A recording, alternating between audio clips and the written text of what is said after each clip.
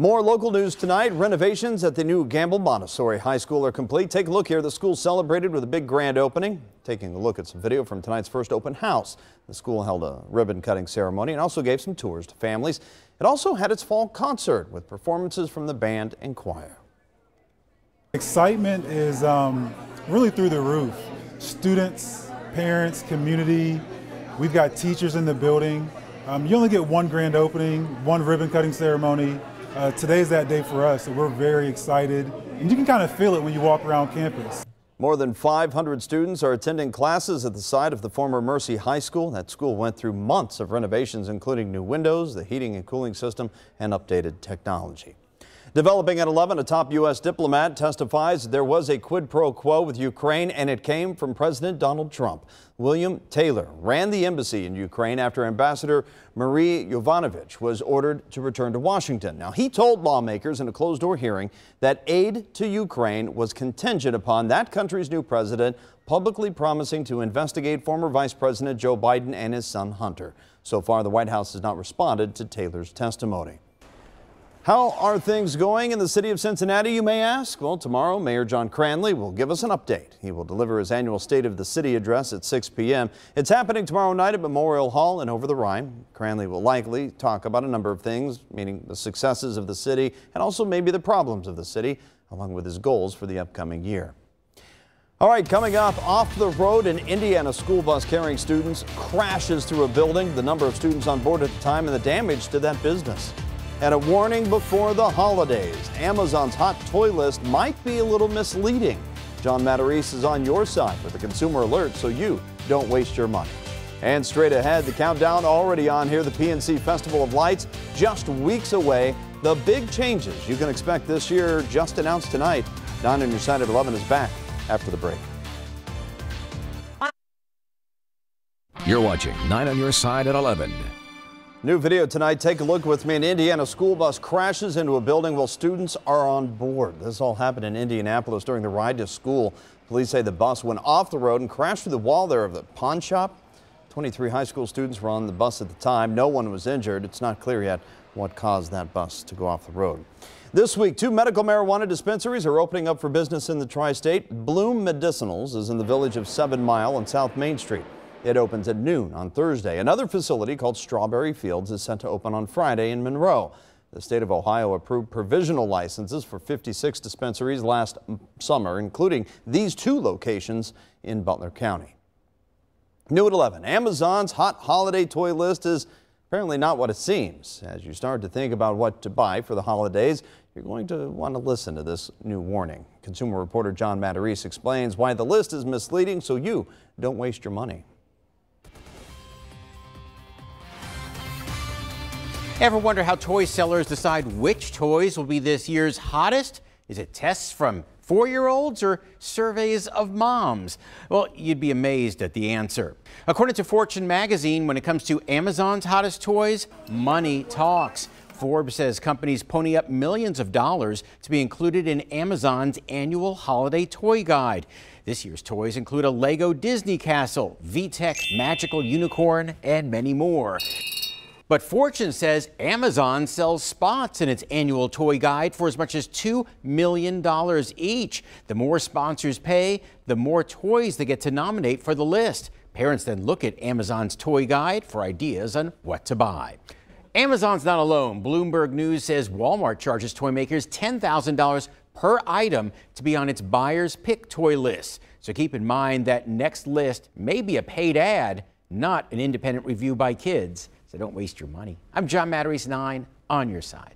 A Cincinnati police officer just returned home from active duty overseas. The police department posted some images here on Facebook. Officer Charles Kilgore served in Afghanistan as an Air Force sergeant and combat medic. During his tour, he carried an American flag on his missions, and today, well, he presented that flag to the department to honor all the police officers who serve in the military.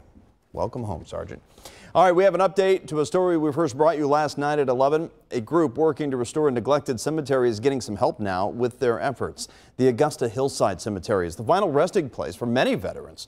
And tombstones there, as you can see, are damaged or even destroyed. Trees and brush also taking over the cemetery.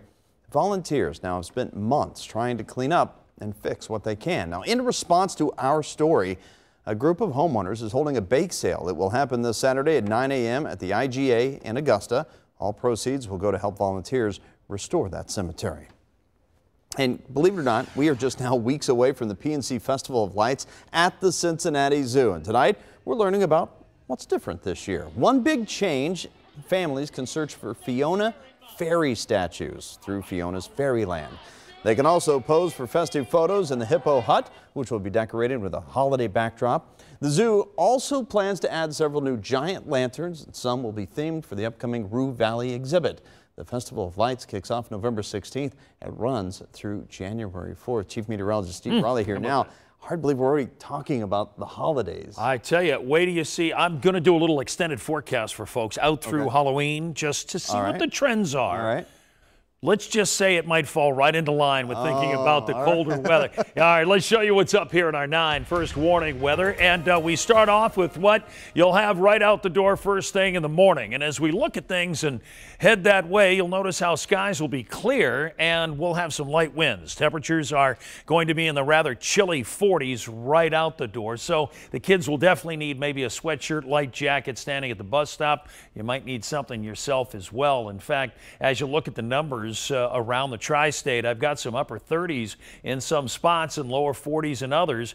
So you're talking about a number of areas that will no doubt be a little chilly standing out there for even just a short amount of time catching that bus. As we head into the afternoon, though, whatever sweatshirt or jacket they may have, it'll either be in the backpack over the shoulder or left at school. Yes, we've all gone through that one too. Temperatures anywhere from 62 to 67 across the area for tomorrow. It should be a delightful afternoon. Just a great fall forecast as we head through our Wednesday. In fact, as you look at the maps, there's really nothing to speak of as we head through our Wednesday.